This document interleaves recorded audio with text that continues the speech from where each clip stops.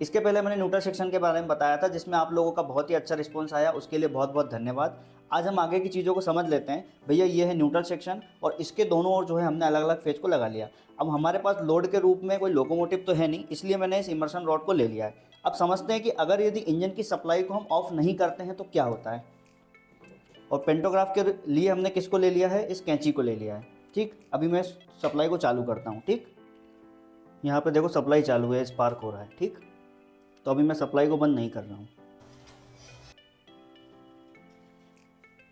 तो ये चालू कंडीशन में था। अब सप्लाई को बंद करके देखते हैं। ठीक है, देखो अभी सप्लाई चालू है, ये पास में आया, मैंने बंद कर दिया। जैसे इस सेक्शन को पार किया ना, उसके बाद अब चालू कर दिया। देखो कोई स्पार्क हुआ, लेकिन यहाँ पे सप्लाई है। तो समझ आया होगा, यदि हम सप्लाई बंद नहीं करेंगे तो भारी मात्रा में फ्लैश होगा। अब ये फ्लैश क्यों हो रहा, क्योंकि भैया जो OHE लाइन होती है उसमें होता है 25,000 वोल्ट और इस पे पेंटोग्राफ रन करता है। जैसे ही इस सेक्शन के पास आता है तो अचानक से वोल्टेज जीरो हो जाता है, यानी कि 25,000 से जीरो हुआ और इंजन है लोड पे, तो फ्लैश तो होगा।